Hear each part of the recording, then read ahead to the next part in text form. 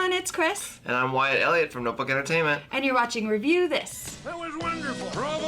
I loved that. Oh, it was great. Well, it was pretty good. Well, it wasn't bad. It's dang. Alright, so today we're talking about The Black Phone. I really like this movie. However, I do not see why everyone was lauding it as being so different and new and exciting and a new direction for horror, because it's not. It's I've seen a lot of this stuff before several times in several places throughout decades. Like it's hard to do new. It is possible. I like the movie. I was very entertained by it. Yes. But there are some flaws. I just think the biggest thing, I don't think it lived up to the hype. No, it didn't. Like, I was expecting to have my mind blown. And honestly, I figured out, as he was figuring out each way to get out of the basement, I was figuring out how the ending was going to go. Because I was like, okay, well, that hole's obviously going to be a trap. That's going to be used for that. That's, and it happened exactly as I was figuring it out.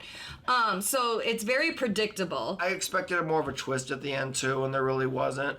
And we'll get into this, but there wasn't consequences for characters that there should have been consequences Exactly. for, in my opinion. There's that. And then there's also, their big twist is that the house was across the street. Like, there's two houses. Yeah. And I don't think they did a good enough job hiding that, because if you're paying attention to Gwen's dreams, she dreams two different houses. So the first time she sees Finney, he's banging on a door, but then you see when they give her a clearer vision of the house, you're like, well, that's not the front of the house he was banging on. Oh, so I wasn't paying close attention. I'm one of those people. So I was like, well, that's not the screen door that she saw him banging on. Okay. Makes sense. And so when she dreamed about the other house, I was like, oh, there's going to be two houses. Because remember when the cops broke into the house that turned out to be empty, I think you might have even heard me go, I knew it. Like, no, I didn't hear you say that. But you know what? I just never realized what that reminded me of. I was trying to think of this whole time, but Saw. Yeah. Remember? It's they very go to the much wrong like house. Saw. Very much like Saw 2. 2. That's the one I wasn't sure which one. It's Saw, I know. It's Saw 2. Saw's they go to the wrong house, and the audience, because Saw. I remember in Saw 2, I bought a hook, line, and sinker that was the house. I had a feeling it was they were going to a different house. Yeah, no, I thought for sure, and then because I was like, Jigsaw would make it that easy. Like, right, but you're right. I do like his mask. I do his like mask his mask. is very cool. I like that it's in two pieces, so he can choose to wear it all, to wear half. And he's got different mouths that he can wear, so, but it doesn't do anything for the character or anything. It's good. It's a really good movie. I enjoyed it. I was entertained. Yes. There's nothing I really disliked about it too much. It's just not, it doesn't live up to the hype, I think. I think that's all it was. If this movie would have come out when it was supposed to, and the hype was a little less, I think it probably would have. Yep. But I think the big delay and the delay and built the delay it of built it up, and then people started seeing it, and they were like, guys, this is the new thing in horror. This is the next thing in horror. And I'm like, it's everything we've already seen in horror. Yeah, we haven't seen this in a long time, but we've definitely seen we could literally, as we're going through the plot, be like, okay, this is from this movie. This we just talked about how it's from Saw. It's just pieces of other movies, which isn't a bad thing. It made a good movie. It did. It came together and made a good movie. Yep. So I'm not hating on it. I'm just saying it didn't live. Don't go in expecting your entire worldview to change or something. No, your mind's not or to have, there's nothing in there like that. Your mind's not going to be blown. There's not a lot of gore. It's the gore that is there is good, though. It's good, though. Yes, the gore that's there is good. So let's go ahead and let's talk about the cast. So first we've got Finney, who's played by Mason Thames, and Gwen, played by Madeline McGraw. These kids were great. You needed them to sell this movie, and they did. They did their jobs. Yep, they are the whole focal point. Really, the cops are side characters. The parents are side characters. They are the focal point. It's all told basically from their point of view. Yep. So, they did great. And honestly, if I were guaranteed to get a child like Gwen, I would have a baby. God. I love this kid so much. So much. This kid just tells you like it is, man. If I could be guaranteed a kid exactly like her, I would have baby. But I can't get that guarantee. So no. She is amazing. Like I said, I'll get the kid that kills its parents. Very well written characters. We were freaking laughing. But we were laughing not at her or what she was doing. We were laughing because she was so awesome. Right. You know? Like, girl, when she starts speaking very adult and everything to these adults. She told the cops to fuck off, basically. Right. I was like, you're my hero. That's amazing. And the principal's like, language. And then she swears even more. I know. Like, yes, girl, get it. She wasn't wrong. Get it. All right, so then the grabber, who's our bad guy, is clearly, obviously played by Ethan Hawke. Yeah. But you know what? To his credit, because I know a lot of actors don't like to be behind a mask, he is behind a mask for most of the movie. You don't even see his face till the end. No, and a little bit in the beginning, but he's got like makeup on. Yeah. But. And then Terrence, who is Finney and Gwen's dad, is played by Jeremy Davies. And then we've got the dead kids. Mm-hmm. So the first two we get to see alive for a little bit. So we've got Robin, played by Miguel Cazares Mora, and Bruce, played by Tristan Provong. And I think they both did good, dead and alive. They did. They did good. They did. Bruce was a badass too. No, Robin. Robin was the one that kicked that kid's ass. Okay. Yeah. All right. Bruce was the baseball player. Oh, okay. All right. Sorry. Yep. But yeah, one of them was a badass. Robin was a badass. Robin was the badass. So then we've got Vance, played by Brady Hepner. He was the really angry kid. Oh yeah. Oh. Okay. Then we've got Griffin, played by Banks Rapetta, and he's the first one that he calls where he doesn't remember his name, and he's like, oh, you're Griffin.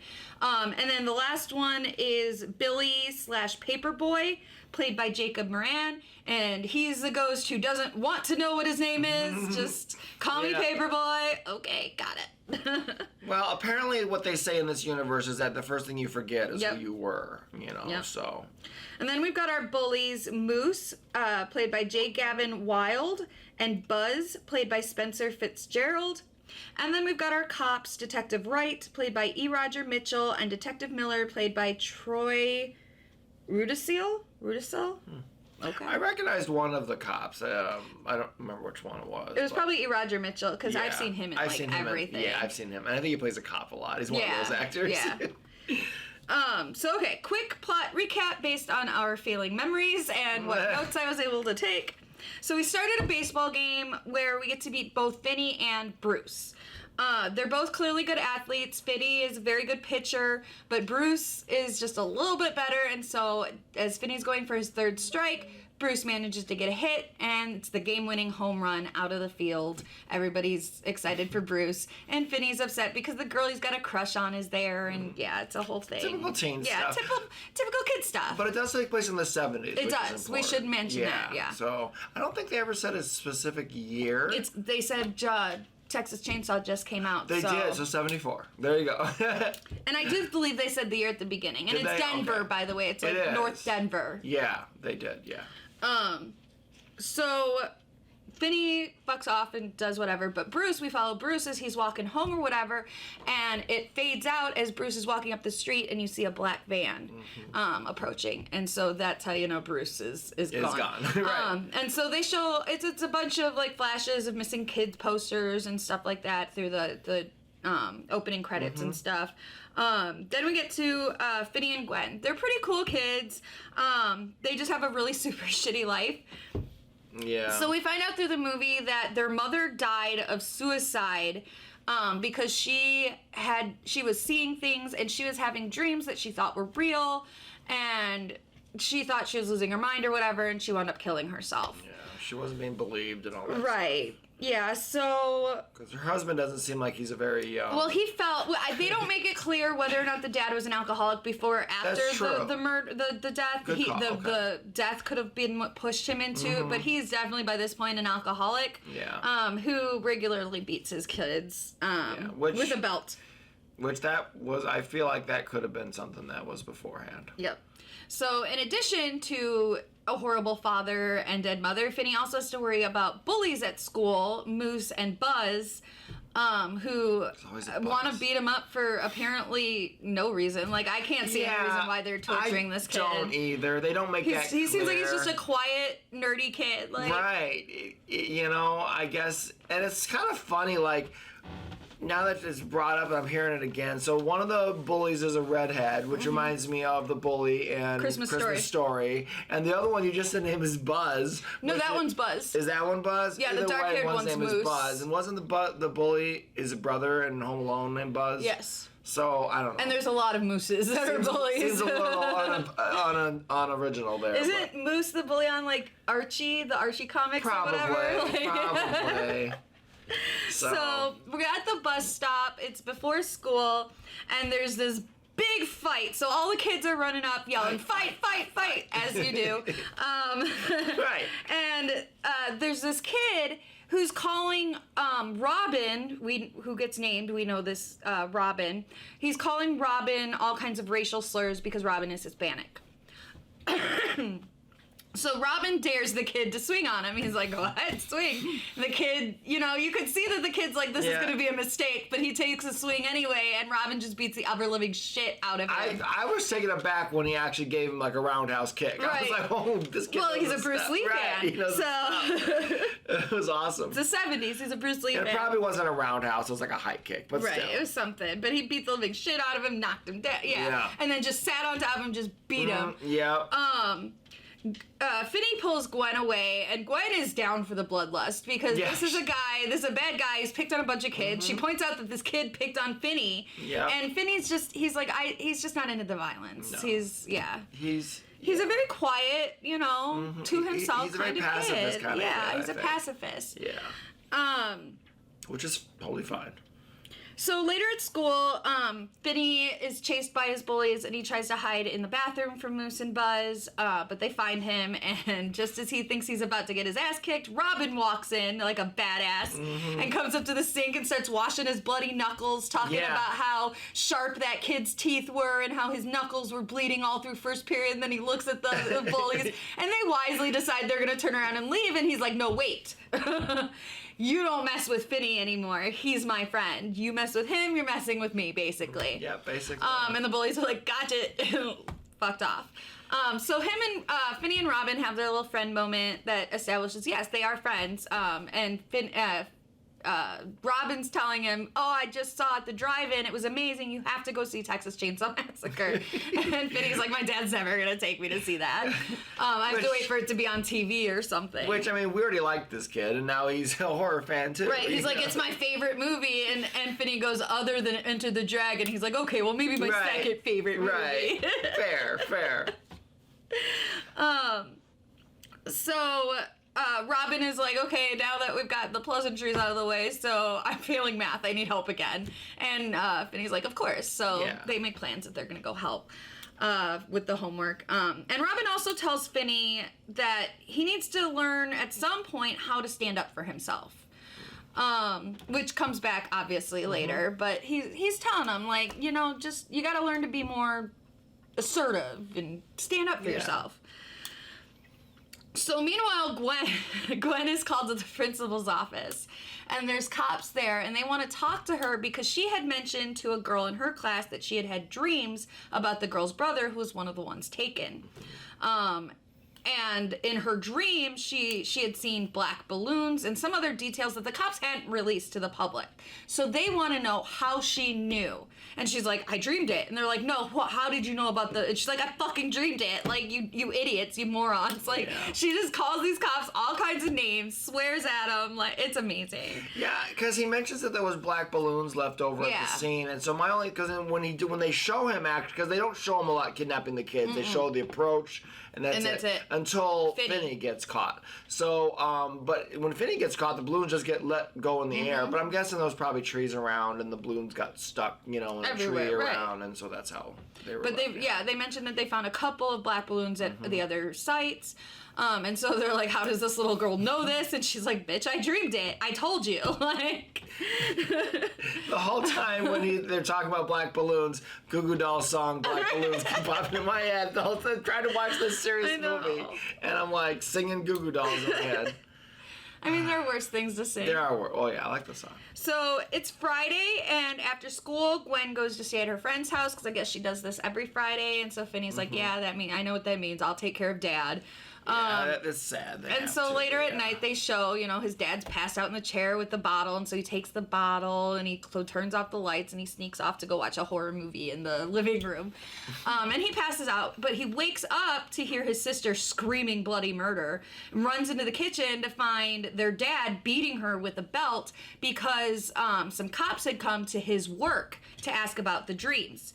And he's very upset because he feels this is what killed his wife, and he's basically wants her to admit that her dreams are not real.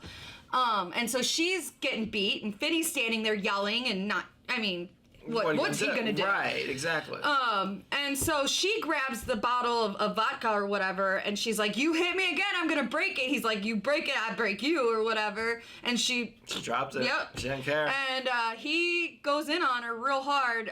That's off screen. She's on the floor, and you just see and kind of hear it. But she gets up crying from that one, and he demands that she say, "My dreams aren't real," until, I guess, he believes her. I don't know, but yeah, I think it's just when his hand gets tired or whatever, basically. Right. So Finney is just helplessly watching, and so they go sit in the living room, and she kind of leans on him, and it's clear that they've got each other, and that's all.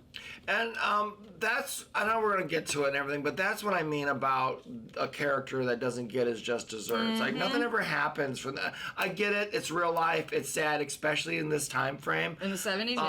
And I feel like a lot of movies when they portray growing up in this time era, they were beaten by their dad. Kids were beaten in the 70s, is what I learned by belts. Right. That's what movies have taught me. Yep. So, because I was, super young in the 70s. I was not born. Right. I'm an so 80s baby. I wouldn't remember any of that.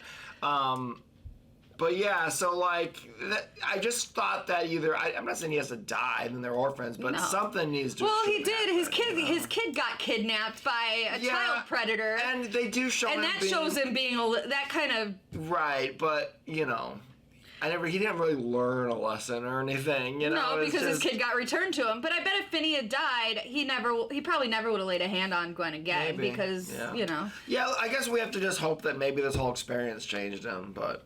Right. Or Finney killed him later. Who knows? So now it's Saturday, obviously, and we see Robin walking across this parking lot. We find out later that he was there because he was going to walk to the store to get snacks.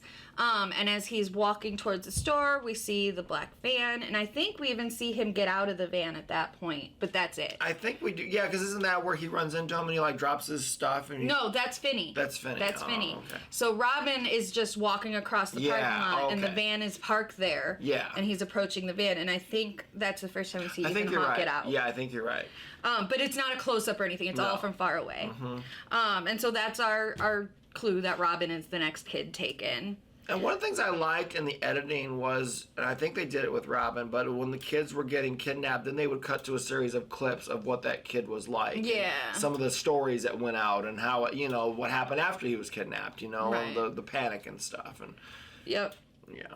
So once the news is out that Robin is most likely dead, those assholes, Moose and Buzz, start going after Finney again because they're like, well, Robin's not going to be here. No one's going to beat my ass now. So they catch Finney in a yard somewhere on the way home and start beating him, and in comes Gwen running in with a giant-ass rock in her head, and she brains Moose and takes him out. And so he's sitting there bleeding from the brain, looking like I thought he was going to die. I thought she killed him. I thought it was great, though, when she goes and sits next to him, and he's just, gushing blood from his head. Yeah, because she hits him with the rock, and then she tries to go after Buzz, and Buzz winds up knocking her to the ground and kicking her in the face, which takes her out of the fight, so she goes to sit with Moose in timeout. Yep. And Buzz keeps beating Finney until, they run away or whatever.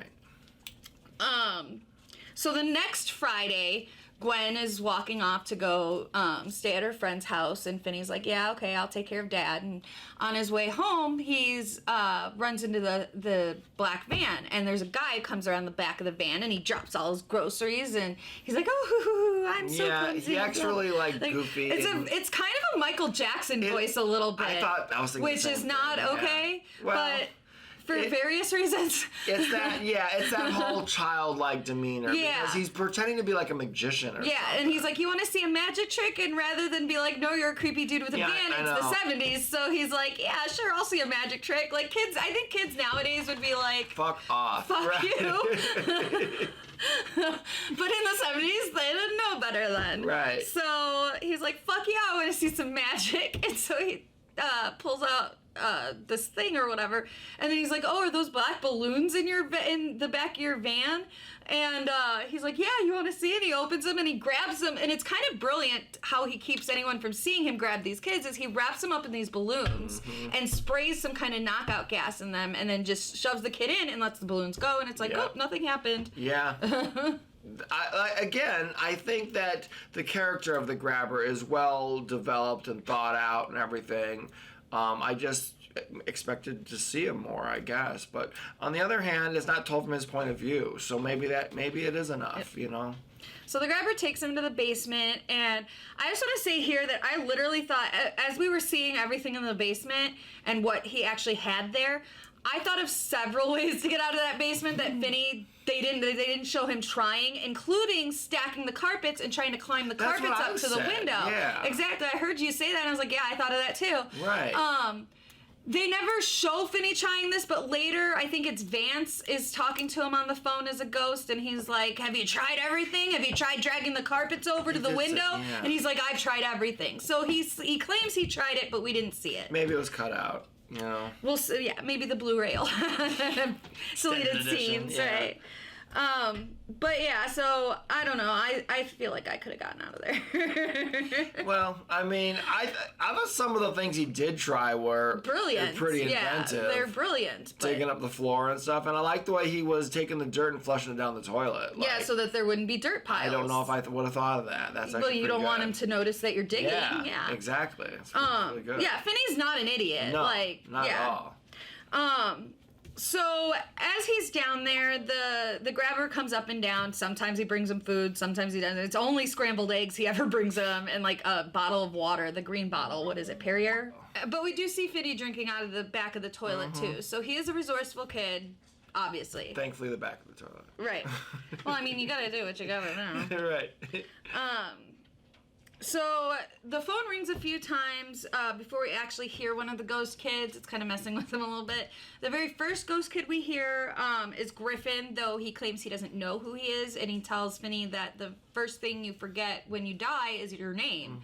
But Finney has been paying attention to the kids that are missing. He even knew some of them a little bit, and so he's able to figure out which one he's talking to, and it's Griffin. So each of the kids takes their turn to call. Paperboy calls, doesn't want to be remembered. He doesn't want to remember his name, so he remembers he was a paperboy. That's what he wants to be called by.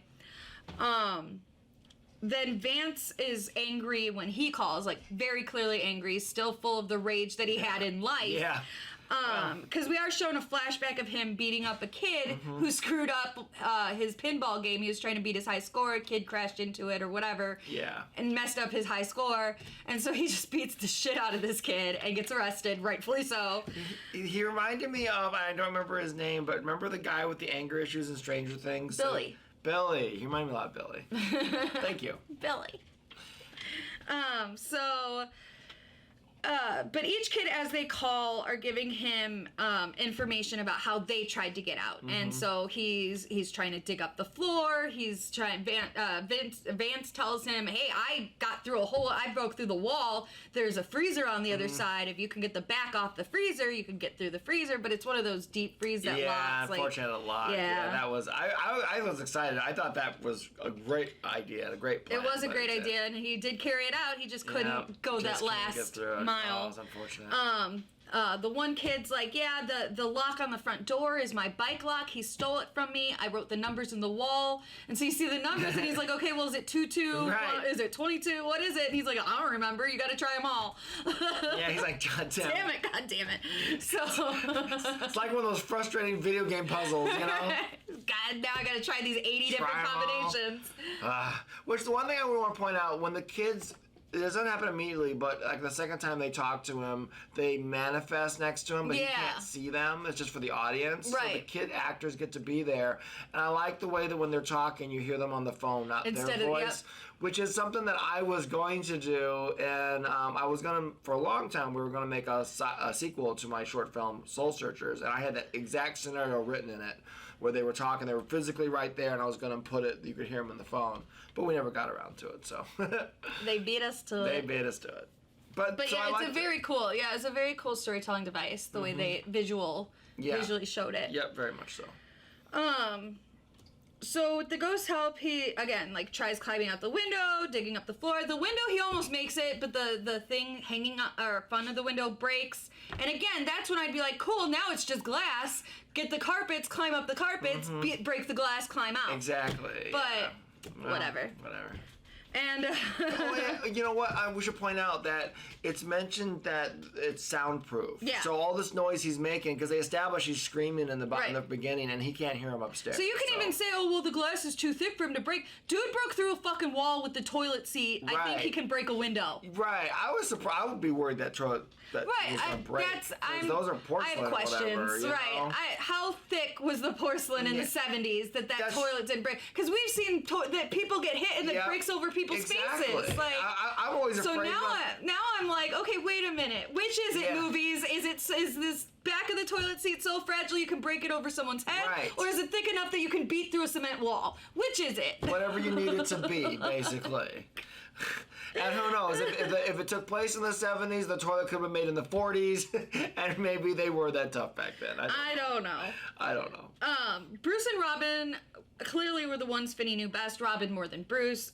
So their calls seemed to give him hope along with ideas. Right. And Robin is literally when he calls, he tells him how to beat the guy, because he's like, you couldn't beat him. How am I supposed to? And he's like, you take the phone, you fill it with dirt, make it heavy. Yeah. And so each time the ghost's showing him something, I'm like, okay, well that's gonna turn out to be a trap later, and that's gonna this and this, and I was exactly right, fucking right.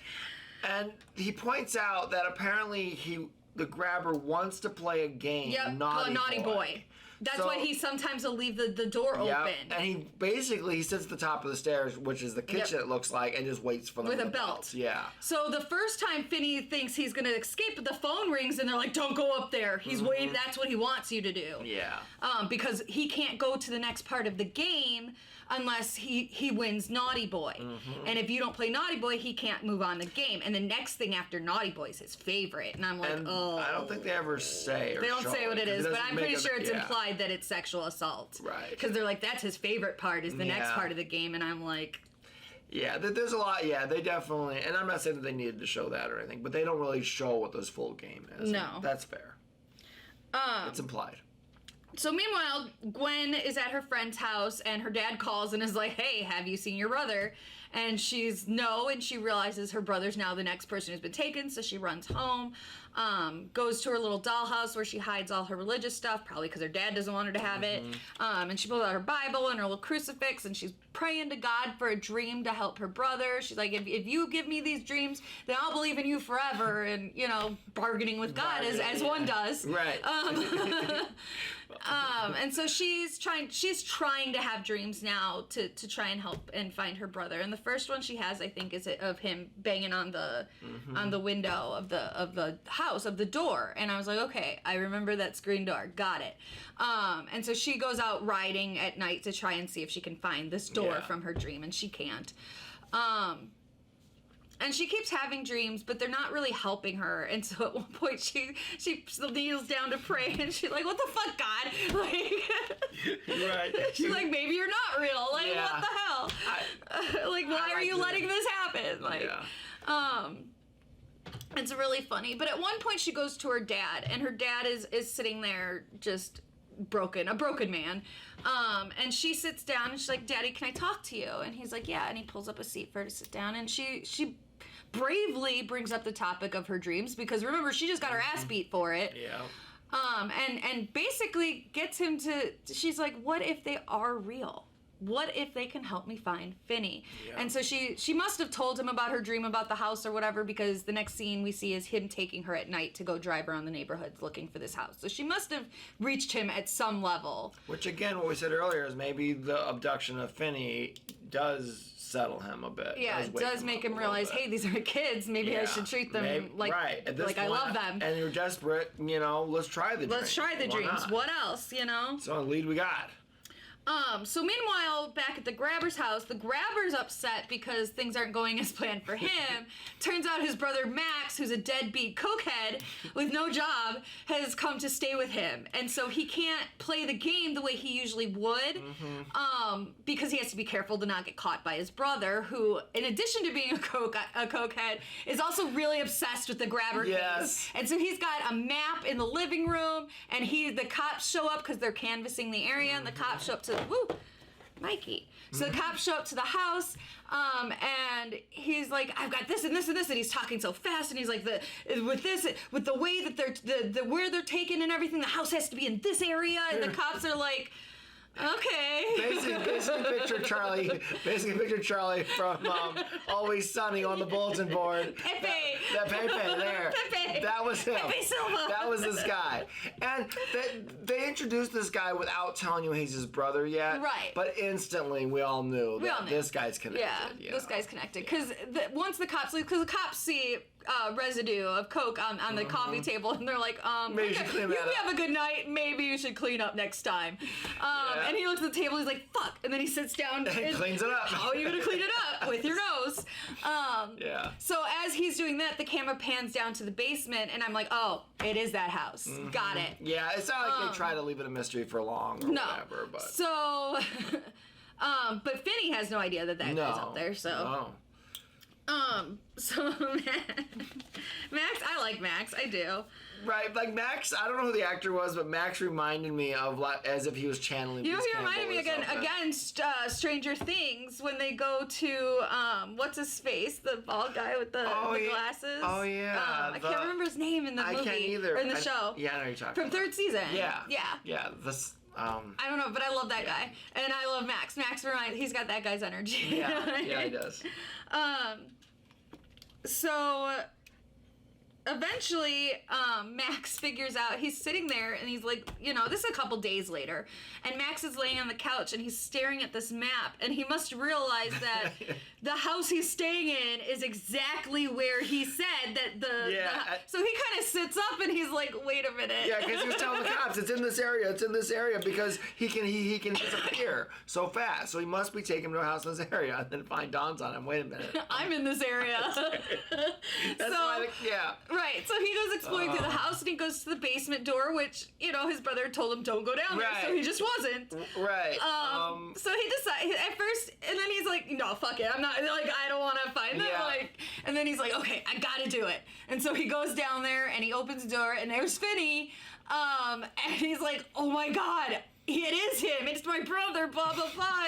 And he's like, he's not home. Come on, come see. And before he can turn around, his brother's behind him, axe in the head. Yeah. Poor Max. He solved it. But he's basically our one death that we see on camera. Yeah, every other death is off camera. Yeah, so he's the one gore that we get to see, axe in the head. It was fine. It was done well and everything, but... But yeah, we saw it coming. Yeah. Like, there's no way Max is going to be the savior of this story. That could have been awesome, though. Max is suddenly the hero. That would be awesome. Yeah. So Grabber comes up, and he's like, I'm gonna murder you, basically, to Finney or whatever. And Finney starts taking, because Robin had also taught him kind of how to throw a punch and stuff with the phone. So he's using everything Robin taught him, beating the Grabber with the phone, jumps over the hole, the Grabber falls through the hole, just as I knew he was going to. And Finney had put the grate from the window down there, so he lands on that, and his ankle twists and breaks his ankle. Yeah, that looked good, too. Yeah, that made everybody cringe, I think. We've all twisted our ankle. So Finney wraps the phone cord around his neck and pulls it, and then takes the receiver, because it's ringing, and puts it up to his ear so that the grabber can hear the kids that he murdered, basically telling him to fuck off to hell. Because they did establish in the very beginning of the phone ringing that he can hear it. The ghosts tell Finney he can hear it too, but he pretends not to. Exactly. So meanwhile, Gwen had a dream about Vance getting arrested after this pinball incident that we've mentioned earlier. And the dream, she's in the cop car with him, and they drive up to this house, and he's like, this is it. And it's the number, she gets the address and everything. So she's out riding her bike in the rain, looking for this house, and as she's looking around, she looks forward, and suddenly there's 5 kids in front of her, the 5 dead kids, and she, falls over. This is in the trailer, I believe. I think so. And she falls over and looks up, and they're gone, but now she's in front of the house from her dreams. So she runs and she gets the card that the detective had given her, and she calls a detective, and they all race to the house. They go in. It's a completely empty house. So automatically, this isn't the house because we saw Max's in the other house. They had furniture and shit. And so the cops are like, there's nothing here. It's the wrong house. And then one deputy is like, wait a minute, there's a doorknob behind this shelving unit here. So it's a secret basement. So they go down the basement, and there's 5 graves and 1 empty grave. Yeah. So they're like, okay, so he hasn't killed Finney yet. We still have a chance to find this kid or whatever. So we go back outside, and we see Gwen, and she looks up, and she sees Finney, because Finney had killed him. Yeah. And then walked up the stairs, calmly unlocked the thing, and then walked outside to find cops at the house across the street. And so Gwen sees him, and she goes running and gives him a hug and everything, and the cops are like, oh shit. And so they run up, and Finney's like, basement. Yeah. That's where you'll find him. And so they're sitting in the ambulance later, and the dad comes up, and he's all, oh my God, you're both here. And he falls to his knees in front of them, begging for their forgiveness. And they basically just kind of look at each other and lean on each other. Like, we don't need him. We've got each other. Yeah. And that's the end of him, I believe. Yeah, that's almost the end of the movie, because the very next scene, they're at school. Finney's going back to school, and it's clear that he's like legendary because he's killed the grabber. Yeah. And you hear people in the background going like, I thought he'd be bigger. I know. Yeah. Oh, it's so funny. But even his bullies see him, and they're kind of like, no, we're good, because he's killed a man now. Exactly. That's why you gotta beat a man down in prison your first day. Well, that's what Robin says. He said he didn't want to go as far as he did beating that kid from the beginning, but he had to, because the more blood, the more everybody around understands. Stay the fuck away from me. So then he only has to beat up 1 kid instead of, how many ever. Yeah. So it makes sense, but it's a little barbaric, but whatever. It's the 70s. The 70s were a bit barbaric. Right. So he's walking in school, kind of like feeling himself a little bit for the first time ever. His confidence is. And he walks into the science lab, and he sits down next to his lab partner, who's the girl that he's had a crush on through the whole movie, and she looked really sad when she found out that she's got a crush on him too. Yeah. And she's like, "Hey, Finney," and he looks at her and he's like, "I'm gonna go by Finn now." And then that's the end of the movie. Right. And so that's what I mean by the ending's very anticlimactic. Yeah, and like even killing him was anticlimactic. Exactly. Like I felt that he killed him. I realized there was a lot of build up to it and everything, but it was really quick. It was really once quick. He had a trap and he just fell for it. He wasn't smarter than the traps. Right. I guess, but and I'm sorry, but if you keep people in your basement, shouldn't you know exactly what you have in your basement? Like, yeah, exactly. Like that thing. Why was the carpet unrolled? Well, my first thought would have been like, okay, I had those carpets rolled up. This carpet's unrolled. What's underneath it? Yep. And I wouldn't have stepped on that carpet because. I mean, he was chasing him at the time. I get it, but I mean. I'm a very detailed person, so like, I would if I was chasing someone and there was a carpet there that I knew was not there before, I would stop and be like, wait a minute, right? I've seen this Bugs Bunny cartoon before. I think here's the other thing I was a little let down by it is. It's directed by Scott Derrickson, who, in case you guys don't know, he did the original Doctor Strange, and he did Sinister, the original one, and I forget what the other movie is he's famous for, but his movies are, not Doctor Strange, but his movies are creepy. They have this, like, Sinister wasn't like gore fest, but it had just this chill and this weirdness There's a thriller. to it. It's like a creepy thriller. And I thought that this would have more of a creep factor to it, and it seemed more like it was like It. or like Stand By Me. It was creepy, gross, like, because the implications of the game and everything was the creep factor. Sure. Clearly, that's what was supposed to be the creep factor here, but it was more ew creep factor because your head is like, he can't just be murdering these kids. Like, exactly. That's what I mean. There wasn't a lot of established motive or anything, and I realized that they never found the kids' bodies, so I guess they didn't know what the grabber was doing. But I guess without a trial, we're not going to find out what happened in the grabber's childhood to make him like this. Exactly. And, so, and was he molested as a kid? Probably. Right. Like, most movies aren't going to go into that for the villain anyway. So. But if I ever defend him on Slasher Advocate, I will, and I will make those assumptions. Interesting. Well, I do think that there is a parallel between him and Finn's dad, because when he's sitting there in the chair with the belt. Of all things, the belt. And I realize what we established earlier, beating kids with belts was common in the 70s. But it makes me think that he was abused as a child, too. And this is him taking it out on these kids. Perpetuating the abuse, yeah. Exactly. And so that's what I'm guessing. I think there's definitely a parallel there. Mm-hmm. Agreed. So otherwise, I did like the movie. I was thoroughly entertained. Things I loved the imagery. The way that it flowed between... past, present, and even her dreams. Sometimes the scenes would kind of flow into each other. Like when I would talk about how she joined Vance in the car, it went from a flashback of us watching Vance do this to kind of her grainy dream as she walks up and gets into the car. Like, a lot of the scenes kind of rolled into each other, and I really like that. I think it's well directed. I think Scott Derrickson did a great job. I think it's especially getting these kids to perform all as of the kids, because the two main kids, yes, they were good, but the ghost kids were really good too. Absolutely. No, there wasn't one cringy child in this. And so I give him credit for that. I give him credit for, I think whoever the editor was, I'm not sure if Scott Derrickson did or not, I doubt it, was really good. I liked the editing a lot in the movie. It wasn't too long, wasn't too short.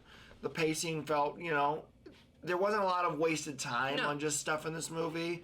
I never felt bored, ever. No. Not 1 minute did I feel bored. I had to go to the bathroom and I didn't. Because this is a movie where I'm like, okay, I have to pee halfway through, but I'm going to hold it because there's so many little details that are important. You're going to miss something. I didn't want to miss anything. No, this isn't one of those movies. So I recommend seeing it in theaters while you can. Yes. I think it is worthy of theater price. We went and saw a matinee, but that's because of our schedules. If you can't make it, it's a great streaming watch for sure. Definitely watch it when it comes to streaming if you can't get to the theater. Yeah, and my guess is it'll probably be on Peacock within a month or so. Right. So. I think it's 27 days they have. 45. Is it 45? Yep, that's what they say is the minimum now. It's 45 days. Although sometimes they must have. Sometimes if they bomb, they go quicker. But I don't think this is but it's just there's minions and stuff. There's minions and I don't know the dog one. Yeah, I don't know. But minions, kids are going in TikTok and suits. TikTok guys, you need to start something for horror movies. Right. Maybe on Halloween, everyone. Well, no, you can't. You can't wear masks and stuff. No, that would be bad.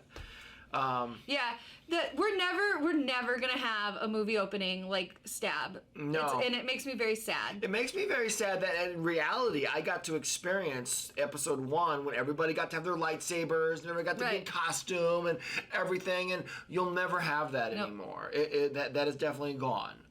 Bullshit. It's bullshit. For understandable reasons, but it's bullshit. It's bullshit because you can't trust people. Because people suck. Because that's just fun. That's just, it was fun going to see people. And and you know what? Star Wars fans were also respectful when the movie started. All the lightsabers went down, and that was that. But it was the one movie experience where you were in the theater for like hours before it started, and it was a blast. Mm-hmm. But I want to go to a stab like premiere so bad. I have a feeling in order to experience that now, you're gonna have to go to like a horror con where they show movies. A special, yeah. Okay, so there is one thing that just bothers me about this movie, and I think it's a society in general type thing, because this is probably what really would happen, is why were all of these kids still allowed to walk home from school and all this stuff as if there wasn't a grabber taking kids off the street in the middle of the day. Yeah, because it's not like the grabber was coming at night to take these kids. He was taking kids off the street in the middle of the goddamn day. And he was clearly attacking this one neighborhood. So why? Tell me why there were not cops all along every route home from school that kids would take. Why were there not cops patrolling these neighborhoods while these kids are getting off school and stuff to make sure if they had done at least that, there's a chance Finney might not have gotten taken. Yeah. Because Bruce, it was on the way home from a baseball game, and Robin, it was on Saturday, which wasn't the normal day that he was taking kids or whatever. But Finney, if they had cops driving up and down those neighborhoods, maybe Finney wouldn't have gotten taken. Agreed. I think maybe that's something I wanted to see because they did establish that the grabber had a real life job and he was at work. Yeah, the brother said he went to work. Yep. So I'd like to see. I would have liked to have seen what he was like in real life. You know, maybe the cops could have come and interviewed him. Even I know that says. I've seen this scene in lots of movies where he's all... Or Law and Orders. Or Law and Orders, yeah. And he's all like, not and you're me. like, oh, that guy's definitely the killer. So maybe that's why they didn't I'll see you again at the end, sir, because you are the killer. You're creepy as fuck. We're going to see you, yeah. So maybe that's why they didn't do that. But I guess I expected to see that. Yeah. But yeah, it's fine that they kept him a little bit of a mystery. I'm fine with that. It's the response to the fact that 5 kids are already gone, and the fact that they didn't do anything to change any. They're just like, keep living your life like normal. Yeah. Let's not have I don't think they announced a curfew. No curfews, nothing. Even Woodsboro announced a curfew, you guys. Like, right. Even in real life, there's stories about curfews and shit that goes down. But no, they're like, kids keep walking. Like, they didn't even. There was no advisory that kids walk in groups together. No, like nothing. I don't remember hearing. The teachers didn't warn about it, or but be careful. Like out what there. The fuck 70s? Like. Yeah, maybe that's the way it was. Just the 70s are like, well, 1 or 2 kids goes, whatever. Well, the majority of them are still there. It's fine. Yeah. How old is Joe Hill? Is he born in the 70s? Or He's in his 40s, I want to say. Okay, so maybe he was. Late 30s, 40s? Probably not enough to remember it, though. So he's probably around my age then. But, okay. Well... But overall, I like the movie. Yeah, exactly. Overall, we liked it. It just didn't live up to the hype, that's all. Yeah. So don't go... If you go in not expecting anything, you're gonna love it. Exactly. Have your expectations at a medium. Mm-hmm. But... It was very entertaining. It was. And I don't regret any of it. So, all right. I think that's our review for today for The Black Phone. Yep. Thank you guys for watching. Make sure you like, subscribe, and ring the bell so you get all notifications for any other shows we have coming out. It's Thursday. We're seeing Thor tonight. So, we'll expect a review of Thor. Sunday, I believe I said. Wait, when is this coming out? Tomorrow. Oh, so it's not Thursday. Well, whatever. We're seeing Thor tonight. Thursday. So you'll see this tomorrow. Yeah, Friday. You'll see this Friday. And then you'll see our Thor review on Sunday. Hopefully, if everything goes as planned.